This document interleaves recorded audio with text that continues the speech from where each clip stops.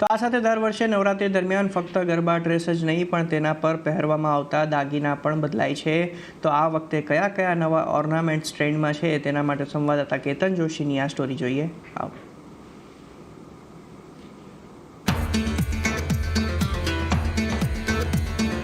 સોના ચાંદીથી ઘણા સસ્તા, પરંતુ પહેરો તો જોવામાં સોના ચાંદીને પણ ટક્કર આપે તેવી ઇમિટેશન જ્વેલરી દર વર્ષે નવરાત્રિમાં ઘણી ટ્રેન્ડમાં હોય છે. આ વખતે ટ્રેન્ડમાં ફ્યુઝન જ્વેલરી પણ જોડાઈ ગઈ છે, એટલે કે ઇમિટેશન જ્વેલરીની સાથે સિલ્વરનું કોમ્બિનેશન. આ જ્વેલરીની રેન્જ લગભગ 3000 રૂપિયાથી લઈને 15,000 થી 20,000 રૂપિયા સુધી હોય છે, જેમાં તમને આખો સેટ મળે છે. તો તમે મને પૂછશો તો હું 100% એમ કહીશ કે આ વખતે ફ્યુઝન જ્વેલરી છે આ વખતનો સૌથી નવો કોન્સેપ્ટ છે, જેની અંદર અમે આપણા સિલ્વરના સિમ્પલ બેઝ ઉપર જે અત્યાર સુધી ઓનલી હેન્ડ કાર્વિંગનું ચાલતું હતું એની ઉપર રિયલ જેમસ્ટોન્સ છે, થાપા જડાઈ છે, ગોલ્ડ કુંદનના કામની જોડે મિક્સર કર્યું છે, નવા કલર કોમ્બિનેશન લીધેલા છે. અને આ વખતની સિલ્વર જ્વેલરી ખાલી રિસ્ટ્રિક્ટેડ આ નવરાત્રિના 9 દિવસ સુધી નથી રહેતી. એની પાછળ તમે પોતાના કોઈ બી ફંક્શન છે, જેવી રીતે સંગીત છે, મહેંદી છે, એની અંદર બી આ જ્વેલરી એટલી જ સારી રીતે પેર કરી શકો છો.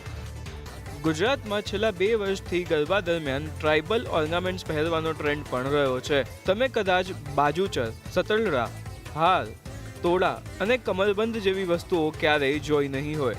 આ પારંપરિક દાગીના ચોક્કસપણે મોંઘા હોય છે, પરંતુ આ પારંપરિક દાગીનાઓ નવરાત્રિમાં પહેરીને દાંડિયા રમનારોનો એક અલગ જ વર્ગ છે.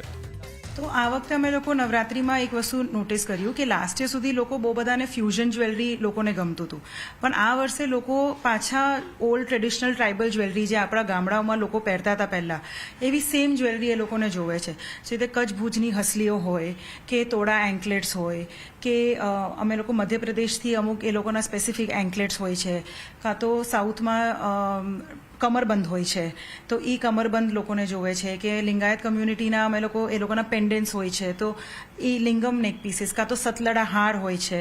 તો લોકો આ આસ્કિંગ કે એવા બધા પીસીસ પાછા માંગી રહ્યા છે અને એ આ વખતે ટ્રેન્ડમાં છે. અને અમે લોકો નોટિસ કરીએ કે 9 કે 10 દિવસ જેટલા લોકો દિવસ જાય છે, રોજ માટે લોકો નવું પહેરવા માંગે છે. અને again going back to tribal jewellery is a trend અમે લોકો નોટિસ કરી રહ્યા છે.